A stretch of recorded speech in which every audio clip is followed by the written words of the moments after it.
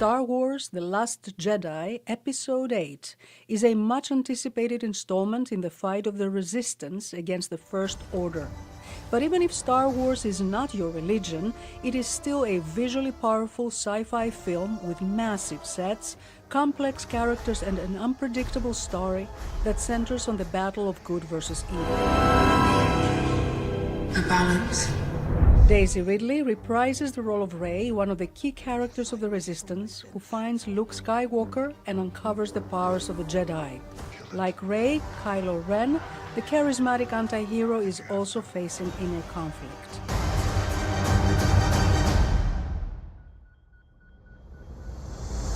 Mark Hamill, who reprises the much-anticipated role of Luke Skywalker, was overwhelmed with the expanse of the production. And I'm telling you, I'd never been on a set that opulent in my life.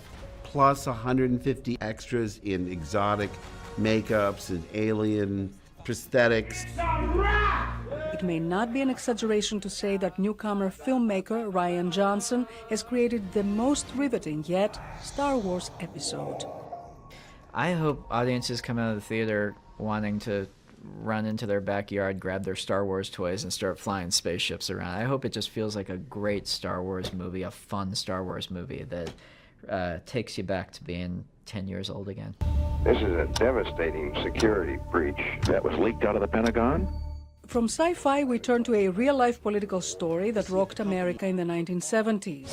If the government wins, the Washington Post will cease to exist. The Post, a critically acclaimed docudrama by Steven Spielberg, tells the story of how the Washington Post took a great risk publishing excerpts of top-secret government documents describing the war in Vietnam as a lost cause and revealing that the U.S. government lied about the extent of its involvement in the war in Indochina.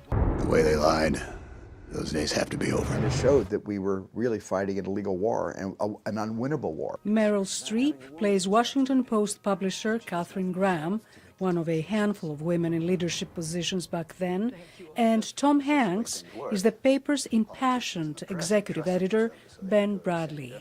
If you publish, we'll be at the Supreme Court next week. Meaning? Well, we could all go to prison. This is a highly entertaining, tightly paced political drama that will appeal not only to fans of political thrillers, but also to many who may find the 1970s political scene in Washington eerily relevant to today. What will happen if we don't publish? We will lose. The country will lose. Ladies and gents, this is the moment you've waited for. If you consider the musical film genre as the beating heart of the holidays, you are in for a treat. This year, Hugh Jackman takes center stage as the Greatest Showman. The film, by Michael Gracie, is based on real-life entertainer P.T. Barnum, who founded the Barnum and Bailey Circus that he called the greatest show on earth. Hugh Jackman plays the legendary character as he rises from obscurity, gathers marginalized people with peculiar talents, and creates a spectacular variety troupe.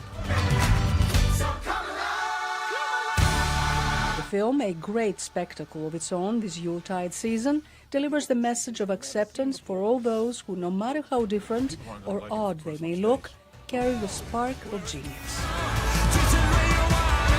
No one ever made a difference by being like everyone else. Happy holidays, Penelope Poulou, VOA News, Washington.